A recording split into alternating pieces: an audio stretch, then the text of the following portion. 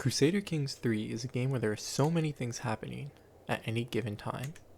This makes it so that players can go tens or even hundreds of hours into the game without noticing a lot of small things that can really help them in their playthroughs.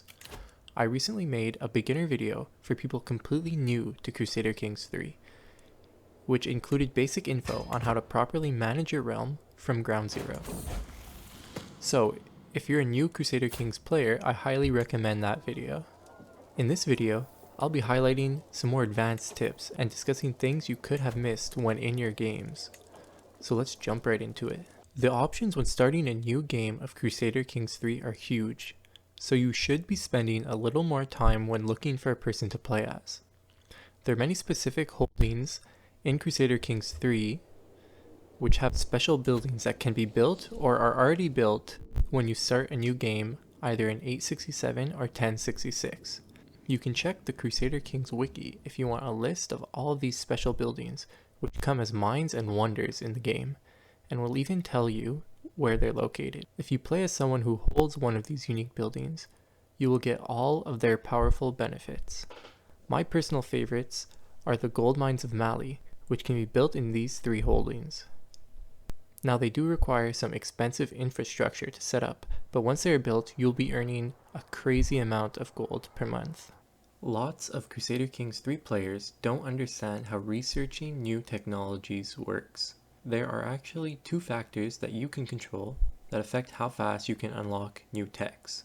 These two factors are your player's learning level and the average development in the counties that have the same culture as your player. Now, to be the person who chooses what to research for your group of people, you need to be the culture head. This can be done by holding more counties with your given culture than any other character in the game. So now, if you want to increase the time to research technologies, you just need to either raise your player's learning, which will increase this % chance that you gain X progress per month, which can be done through skill tree paths, or you can run the increased development task from your steward.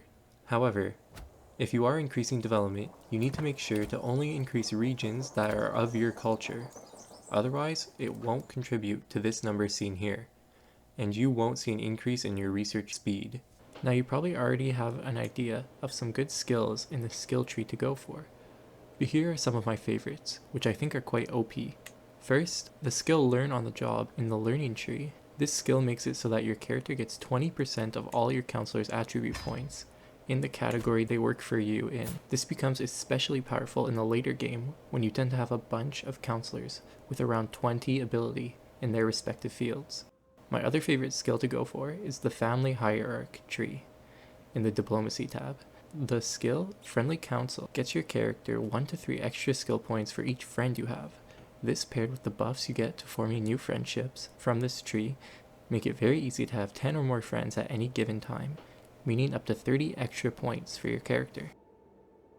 If you have played a few games of Crusader Kings 3, you would have noticed how important it is for your vassals to have a positive opinion of your character. You might also have noticed that a vassal's opinion of you tends to follow a cyclical relationship with respect to your character's reign over them. This happens because of a few factors, such as the long reign modifier, or the fact that vassals have opinion bonuses for famous rulers, and when you start as a new character, you haven't had the chance to become prestigious yet. However, what this means is that if you take the time to convert your vassals when they're at the top of one of these opinion curves, it will stop them from hating your heir as much when they take power, because now you will be part of the same religion. Next is a quick tip to help you improve your heirs and your extended family. Whenever searching for a marriage, for you or a house member, if nothing else is more pressing, sort by inheritable traits. This will allow you to find suitors with traits like genius, Herculean, or beautiful, which do go a long way when improving your overall game when you get to play as your next house member. Did you know you can choose the education focus for any of your children or grandchildren? Changing this can allow your heir to have a much better chance at getting the best education bonus possible, meaning you'll get much more skill tree experience traits when you play as them. To guarantee that your child receives a good education, you need to understand what their childhood trait means and how to choose the best focus based on that. Luckily, hovering over the trait shows you which 2 focuses the child will excel at, and you can choose your favorite based on that. Well, those are all the tips I have for now. If you found any of them helpful, please do leave a like or a cheeky subscribe if you want to see more Crusader Kings or Civ content. Thanks for watching.